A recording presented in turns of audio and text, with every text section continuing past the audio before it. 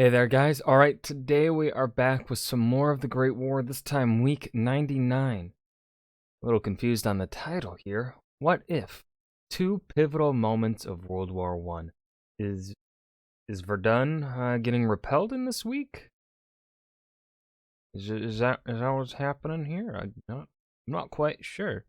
And then is the other what if going to be the failure of the Brusilov offensive? Are they going to be like, oh, what if it had succeeded? Those are my two guesses. I have no other guesses for at least what, uh, going off of what was being discussed last week's episode, what's been going on here. So, before we dive in, make sure you go and check out the links in the description box below. I would love if you joined the Discord and followed me over at Twitch. Okay, let's dive in. Think of a war, say World War II, and you can usually think of a pivotal moment or battle, say Stalingrad, where the future of the war could maybe be determined. Yeah. Well, this week, 100 years ago, the First World War saw not one, but two such moments. Oh, wait. Because this is Battle of the Somme. Battle of the Somme happens in 1916. I'm Indy Nidell. Welcome to the Great War. Last week saw the Russians launch a new offensive from the Pripyat marshes down to Romania, and it was an incredible success, driving the Austrians back dozens of kilometers and taking tens of thousands of prisoners. The Germans also had some success, taking Fort Vaux at Verdun, while the Austrian offensive in northern Italy began to run out of steam. An Arab revolt against the Ottoman Empire was proclaimed in the Middle East, and at sea, British Secretary of State for War Lord Kitchener drowned when his ship was mined. What? Huh? Here's what came next. Oof. Fort Vaux had indeed fallen, and the Germans pressed on.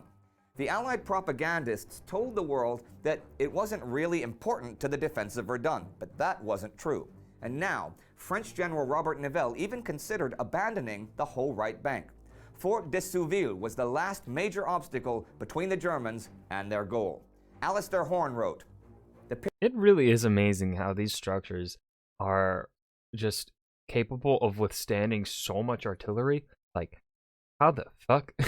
period June 8th through 12th was indeed potentially the most dangerous for the French since February 25th. By the 12th, Nivelle had at hand no more than one fresh brigade in reserve, and there was no indication that the German push had exhausted itself. Had the Germans thrust on then, they could almost certainly have broken through to Verdun.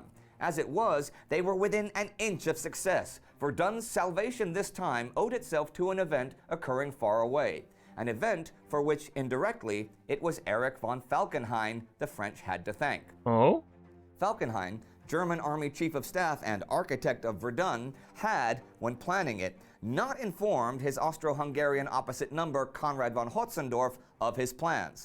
Well, Hotzendorf's a fucking dumbass, so, like, he doesn't need to be told anything. There are actually historians, Horn among them, who believe that perhaps the major cause of the Central Powers' defeat in the war was the lack of coordination and cooperation between Germany and Austria-Hungary. Well, when you have such an incompetent person as Konrad von fucking Hotzendorf, yeah, I wouldn't communicate or cooperate with him either. I would be treating them as subservient if I were the Germans. Like, he's a fucking dumbass. Like, come on. He can't beat the Italians? That's pretty embarrassing, my guy. Hungary. He couldn't even beat Serbia on his own. He needed Bulgaria and Germany. That's embarrassing, my guy. So they never really made use of their huge strategic advantage, interior lines of communication. A lot of this was because of the terrible personal relations between Falkenhayn and Konrad. I mean, again, Hotzendorf is a dumbass. Konrad was so angry he hadn't been told about Verdun that he had planned his current Trentino offensive himself, taking away 5 of his best divisions from the Russian front. And now that front had collapsed, and on June 8th, Konrad had met with Falkenhayn in Berlin, pleading for help. Falkenhayn hastily sent 3 divisions from the west and temporarily suspended the new Verdun offensive just when it could have gone through. Oh. For this whole week, Falkenhayn, always cautious, hesitated. The push towards Fort de Souville was now set for the 23rd. But those divisions... Oh, man. Okay. Yeah, I see the what if here. I mean, yes, they should have cooperated more because that is definitely their major advantage. England and France, while close, they're still somewhat separated, but then again, by this point in time, we have, communication lines that, like, early telephones, I think could reach, or at least, the fucking ones that you tap. I think they could communicate that way. So at least they had those lines of communications pretty well. But yeah, the French and the British were pretty good about working together. But then, of course, Russia can't really work together with them because, they're separated by a lot of stuff. But Germany and Austria-Hungary are literally right next to each other, are fighting on at the very least one front together. They could have and should have been better about cooperation. But when you have someone so stupid like Konrad von Hotzendorf, I mean, it makes it kind of hard to want to work with him. Divisions were sorely needed by the Austrians. On June 12th, Russian General Alexei Brusilov announced that in 8 days, his men had captured 2,992 Austrian officers, 190,000 soldiers, 216 heavy guns, 645 machine guns, and 196 howitzers. These big numbers, I'm just so curious. Where the fuck are the Austrians finding more people to recruit? A full third of the Austrian forces facing him had been captured. Oh, damn. At the beginning of the week, on the south part of the southern front, the Austrian defense collapsed. The Austrian 7th Army lines were now manned by reserves and dismounted cavalry units, and with no additional men to call on and only 54 battalions in the line, when the Russian 9th Army attacked with 122 battalions, the lines broke. By 1 p.m. on the 10th, General Karl von Pflanzer-Baltin, commander of the 7th Army, ordered the withdrawal of the southern half of the front behind the Pruth River. He wrote, "There is at present absolutely no possibility of holding against an enemy attack." However, the men were incapable of any orderly retreat. Most were taken prisoner at the front. Huge stores of supplies and munitions were abandoned. During that surge, on the 10th and 11th, just the Russian 11th Corps alone took 24,000 Austro-Hungarian prisoners, including 564 officers. The Russian 9th Army, led by Cossacks, pursued the broken southern wing of the Austrian 7th Army, while just to the north of them, the Russian 7th Army began to slowly but steadily steamroll the northern wing. On the 15th, Pflanzer-Baltin got word that no reserves would come to the Austrian 7th, and he was expected to hold with what he had, even though some of his divisions were down to only 3,500 men. 200 kilometers to the north, Alexei Kaledin's 8th Army pressed on. By the 10th, the Austrian 1st Army was forced to retreat, even though this opened a gap between them and the 4th Army further north, nearly 50 kilometers wide. Oh my God. At the same time, Russian armored vehicles had broken the 4th Army lines, and it was now isolated and retreating. But Kaledin had outrun his supply lines, and his supply of shells was dangerously low. The Russians broke off the attack that night, having pushed back the Central Powers 45 kilometers on an 80-kilometer front, and creating a huge salient that nearly reached Vladimir Volynsk. They had also taken 44,000 prisoners. The roads to both Lemberg and Kovel lay open. But with the heavy fighting on the southern part of the front, no forces could be quickly transferred north to Kaledin. And far to the north, Generals Evert and Kuropatkin had not made attacks on the Germans to pin them down and prevent them from reinforcing Austria. They had 90 divisions, 750,000 men more than the Germans opposing them, and 2/3 of the Russian artillery.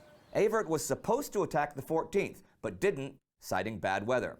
So the frustrated Brusilov now had to proceed with caution, putting the southern wing of the 8th Army on the defensive while preparing for a focused drive towards Kovel. It remained to be seen which side could regroup and reinforce first. It was the Central Powers. Dun, The dun, German divisions arrived on the dun. 12th, and when the Russians struck again the 14th, the moment had passed. Still, while Kaledin's offensive was blunted, it was by no means over.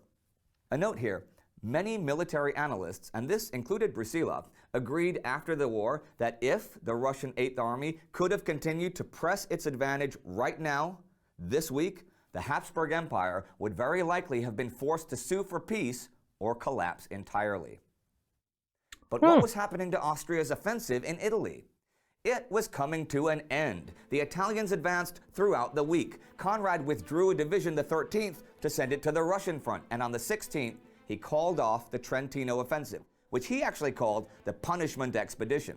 This wasn't the only offensive coming to an end this week either. In Ypres, the Battle of Mont-Sorel came to an end as Canadian forces retook almost all the ground lost to the Germans last week. Nice. And Good job, while those Canada. two were ending, something new was getting going. The Arab Revolt, proclaimed last week, Woo! kicked into gear this week. On June 11th, two British cruisers, the Fox and the Harding, shelled Ottoman positions north of Jeddah. The city fell the 16th, and the battle for Mecca began this week on the 10th. By week's end, it was a stalemate. There was also action in Africa in June, in German East Africa. Rhodesian troops drove the Germans toward Iringa. The Belgians advanced northwest of Tanganyika. They occupied Bismarckburg and Kitega, and on the 13th, the Germans evacuated Tanga. And we come to the end of a week of war on 3 continents. The Germans hesitating at Verdun, but reinforcing the Austrians on the Russian front, seemingly in the nick of time. Russia taking an entire city's worth of Austrian prisoners. The Ottomans losing territory in the Middle East, and the Germans in East Africa. And we also come to more what-ifs. What if Germany had pressed on at Verdun this week? What if Evert had attacked the Germans in the far north? What if the Germans hadn't reinforced the Austrians at the Kovel Road? What if Conrad hadn't attacked in the Trentino and had kept his forces in Galicia? What if Conrad and Falkenhayn told each other their plans? There are YouTube channels for alternate history and books about what might have happened had this or that happened, but I'm telling you, you could make an entire documentary series about the what-ifs from just this 1 week of the war. Think about that for a while. Yeah. Incredible. If you want to know more about Falkenhayn and his plan to bleed the French white at Verdun, you can click. Not really. That was the what if two pivotal moments of World War I, the Great War, week 99. Not really gonna speak too much on the what ifs here because, yeah, like, there's no real point in it. Like, it's fun, but there's no real point in discussing the what if. But yeah, it is really interesting just how close, though, both sides were to bringing about the collapse of one of the fronts, right? Because Verdun would have been a massive loss for French morale, perhaps enough to even really break their lines, perhaps, or, you know, I believe the French start dealing with mutinies in 1917, I want to say. I believe that's around the time. So, like, imagine, you know, there's a chance that those mutinies could have maybe started earlier with the loss of Verdun. Who's to say? And then, of course, the collapse of Austria-Hungary. How much that would have affected Germany, though, I feel like is hard to say. Now, of course, you might have Italian troops moving from their front with Austria and going up north to join the French front against the Germans, which would have proved problematic for the Germans. But really, I feel like the Russian front would not be changed all that much for the Germans. If anything, it might have been better for the Germans if they didn't have to worry about the Austro-Hungarians to their south. If they didn't have to worry about the Austrian lines. So, yeah. But I hope you guys enjoyed. Remember to hit that like button and subscribe for more. And I will see you guys in the next video. Peace.